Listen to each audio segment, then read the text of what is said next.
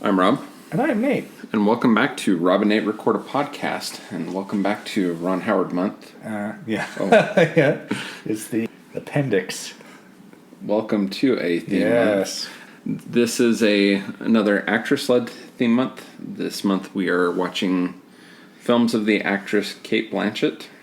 Australian-born actress, Academy Award winner.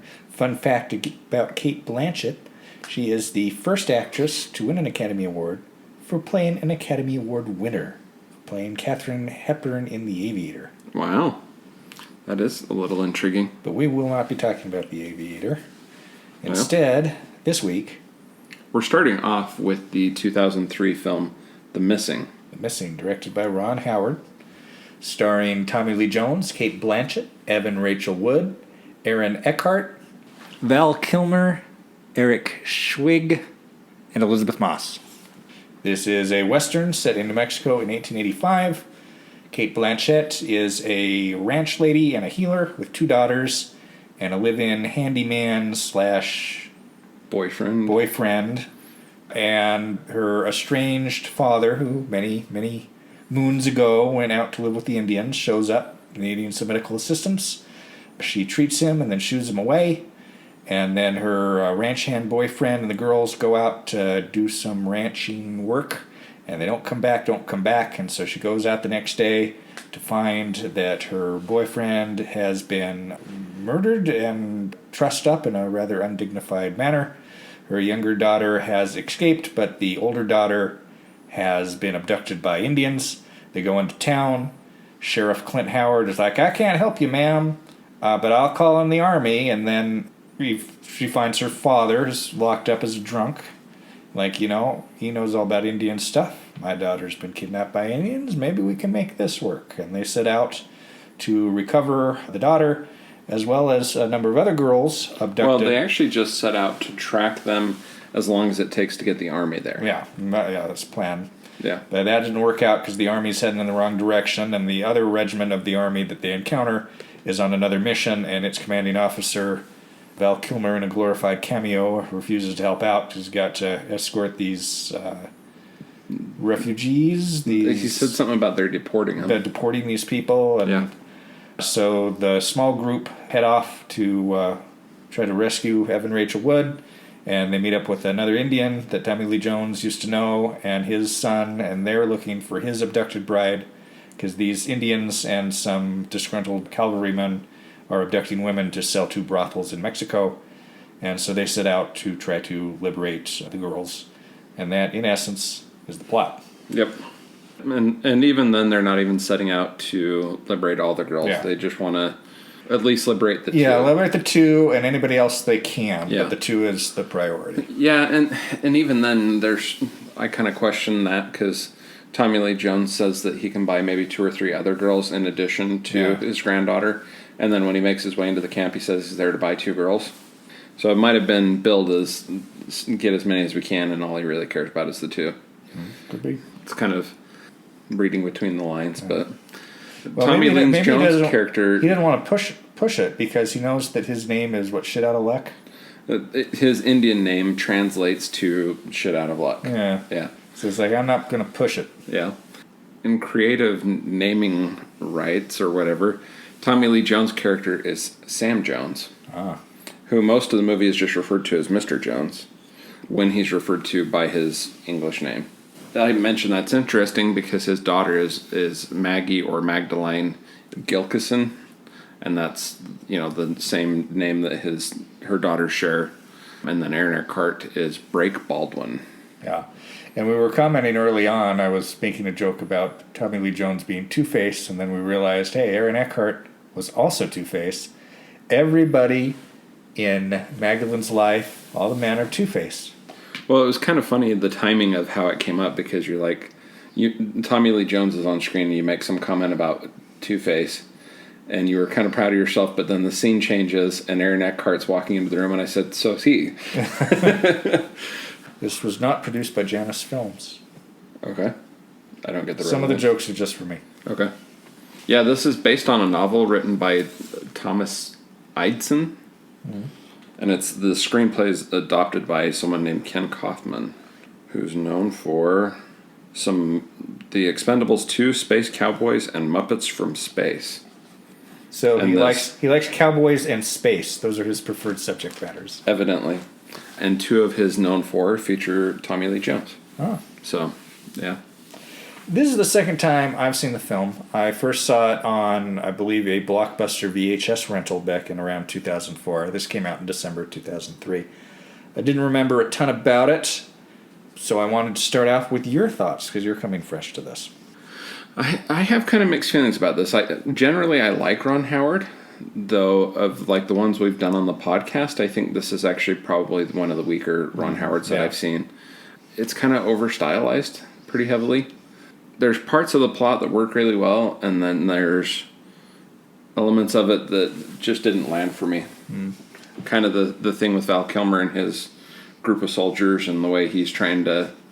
Felt shoehorned. Yeah. Not just shoehorned, but it doesn't connect to the rest of the plot in any way, shape, or form. Like, you know, the way that they're looting the house and things like that, and how he's trying to pretend to follow regulations, but he's not. Yeah. It just doesn't connect to the plot anywhere, and at the end of the day, I don't understand that at all. And the Brujo guy, the witch, I felt like was overplayed a little. So it's kind of an interesting mixture of things. It's a very conventional Western in some ways. It's really a B-Western story. Yeah. But then it has this supernatural element that also feels a little forced. Yeah.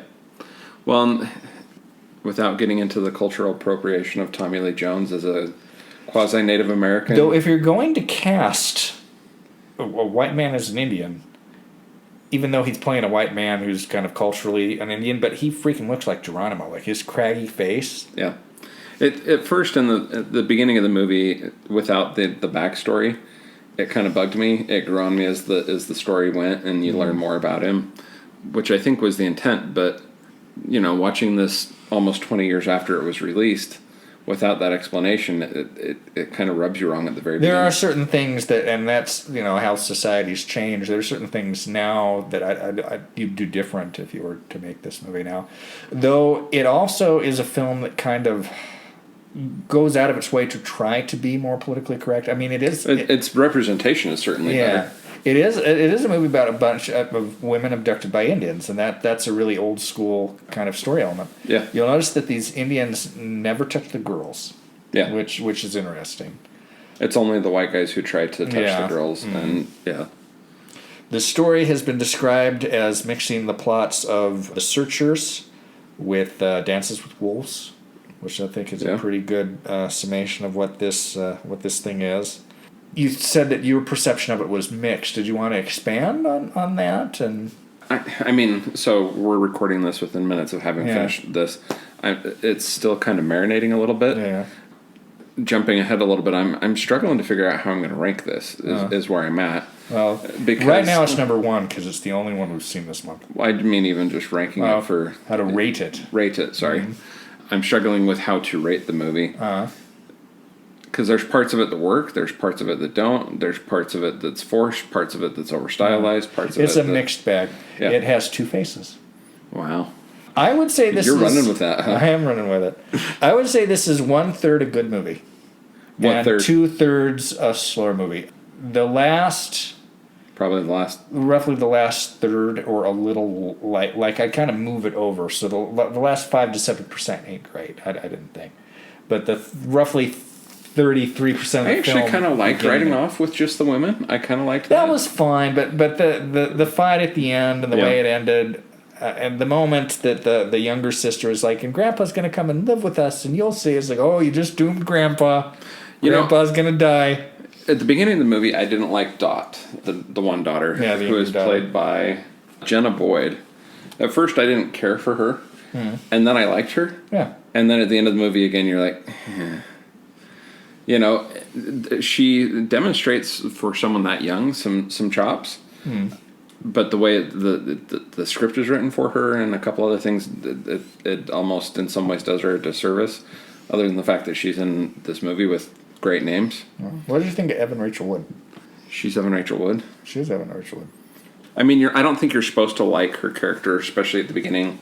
Well, probably not until the very end of the movie. Yeah, and some of her with the gun at the end is like, I don't know if I buy this. Well, I mean, you're supposed to gather that she's toughening up through this experience. So her picking up the gun in that moment, I was actually okay with that. I actually wrote in my notes before that, though, like, Dot is significantly tougher than Lily. Yeah.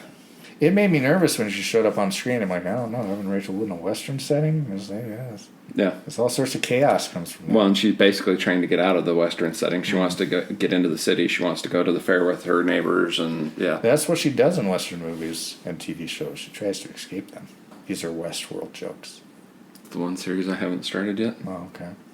Yeah, what are your thoughts on this movie? You've asked me a bunch about mine. What are your thoughts? As I said, it's about a third a good movie. It is. There's just too much slowness and kind of bleakness, and I thought that the beginning part of the film was pretty darn weak.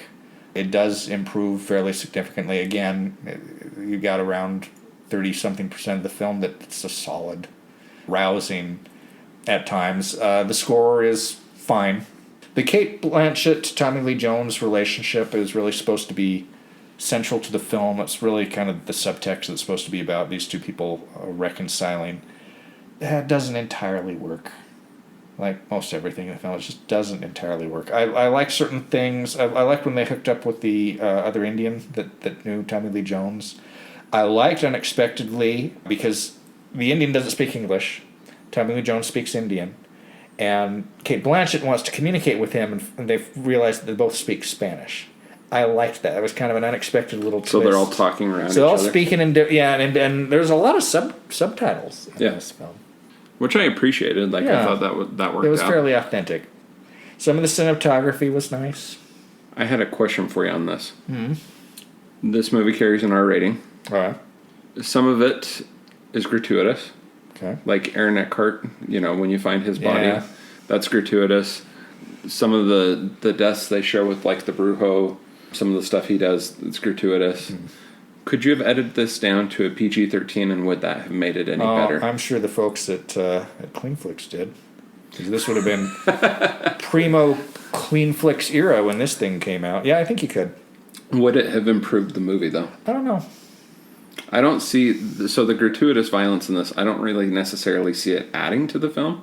So I wonder if you edited it down to a PG-13, which would have shortened the run length. It's 2 hours and 17 minutes. It's too long. So if you edit this down to a PG-13 and subsequently decrease the runtime, does it improve the overall movie, or is its weaknesses its weaknesses? I don't know. think it might. You could make an improved edit of this. Yeah. But that's hard to... I think this would have benefited by being tighter. Yeah. And you might even... I liked the Clint Howard, Rance Howard scene, but you don't really need that. You could edit that out, and you could edit out Val Kilmer's portion. There's a number of things you could do to streamline this, but it really should be like an hour and 45 minutes. It should not be 2 hours and 17 minutes. Yeah, this was primarily filmed in New Mexico. That makes sense. Have you been to any of those locations? I've never been to New Mexico. At all? No. Interesting. I thought I was going to be able to have some of the names stand out, but there's some recognizable sites in New Mexico as you are watching this. And if you've ever just driven... I've seen several of these sites just driving from here to Dallas. Well, basically from here to Albuquerque. So that stretch, I forget what highway that is that takes you across there, but some of these sites are readily accessible and seen readily. So, and most of my vicarious travel in New Mexico has been underground, making a wrong turn at Albuquerque. Budget for this? $60 million. That's a big budget. This was not a success. It made $38.4 million at the box office. Quite a disappointment, especially for Ron Howard, who generally makes money. Yeah. Its domestic gross was a mere $27 million. Critics were kind of lukewarm on it. It has a 58% rating on the Rotten Tomatoes, with a Metacritic score of 50%. It has a IMDb aggregate score of 6.3 stars, I did just find an interesting piece of trivia about this that might explain one element of this at least. This is coming from the trivia section of IMDb. Val Kilmer, who lives on a nearby New Mexico ranch, agreed to a cameo in this film, secondary to his work with New Mexico's film investment program. So that's where the Val Kilmer connection in this comes from. Hey Val, can you spare a couple days shooting playing a deeply unlikable man? Yeah, I can do that. Tommy Lee Jones and Eric Schweig learned some Chiricahua Apache for this film. Their instructors were two of the last 3 remaining fluent speakers. Wow. All of the Native Americans in this film were portrayed by Native Americans. Good. That's good. Tommy Lee Jones also portrayed a tracker in The Hunted, which came out the same year, and which also featured Jenna Boyd, who plays his granddaughter in The Missing. This is the last Ron Howard film to be scored by James Horner. Their first collaboration was Cocoon. Scoring this is decent. Yeah, it's a decent score. Yeah. There are times in which, to me, it sounded like The Lord of the Rings, but that might be subliminal Cate Blanchett-ness. I didn't catch quite that, but the soundtrack did sound somewhat familiar. We haven't really talked about Cate Blanchett in this. Not yet. What did you think of her performance? She's fine. I liked her character. She's very believable. And she carries well the scenes that she's in. She's doing what she can with the material she's been given. Oh, you know what we missed in addition to the Two-Faces? Two Stone? Batman. Oh, Batman. Val Kilmer. Oh, that's true. Yeah. How about that? Yeah. Director Ron Howard and Val Kilmer had previously worked together. Do you remember which movie? Willow. Oh, yes. You should remember that one. One of the reasons that attracted Ron Howard to the project was the difficult relationship between the mother and her teenage daughter. This very much mirrored what was going on in Ron Howard's personal life as his own daughter was embarking on teenagerdom and all the parental difficulties that came with that. I don't buy that as much of a motivation. You're lying, IMDb trivia. I mean, you could say that's motivation, but how does this help you in any way, shape, or form? Oh, what did you think of Elizabeth Moss in this? I remember, that's one of the few things I remember from watching it the first time, because she was Zoe Bartlett on The West Wing at the time. These are pre-Mad Men days. And I remember, I know who that is when she came on the screen. Yeah. I did not fully anticipate that moment. Oh, yes. Yeah. Yeah. I thought she was losing her mind and was going to do something dumb, but I didn't anticipate. Didn't anticipate what she did, yeah. That was kind of an interesting little extra bit. Again, it's something you could have potentially trimmed if you were, trying to make this a sleeker movie. Yeah. Though her scene in the house, I thought was strong. Back to Cate Blanchett. Is she the strongest actor or character in this movie, do you think? Probably.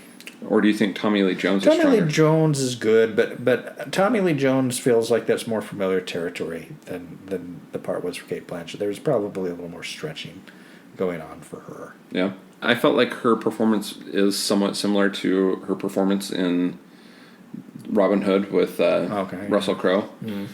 But I thought it worked, so... What other thoughts do you have on this movie before we rate it? Just that it's lackluster. There's a reason why I haven't seen it again. There's a reason why this is not a movie that people talk about, that it just kind of fell out of the collective memory. I was a little bit surprised that you wanted to do this one this month. As we were picking these out last week, I kind of quickly glanced at it, and I saw that its aggregate score was 6.5 stars, so I was trying to decide whether this was going to be potentially a letdown or if it had something hidden. Well, I figured because it was vaguely remembered, and I knew that she was central to it. And when we were looking through the filmography, there's a lot of the things she's in it, but she's not really central to it. And that was pretty much the reason. And I wanted to watch another Western. Yeah. Oh, and while this isn't a great film, it still works. Yeah. So, how would you rate the film? I'm going to give it 2. And then probably 5. Yeah, I'll go slightly higher than you on it. I'm with you on the 2 out of 4 stars, but on the 10-star scale, I'll give it 6. Yeah. So it's just there. It's not. This is currently available to stream on IMDb.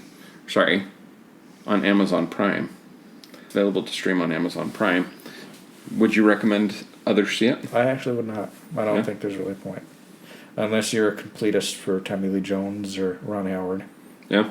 I don't think I would tell anyone not to watch it if it's on Prime and they have an interest. I would say don't bother. Yeah.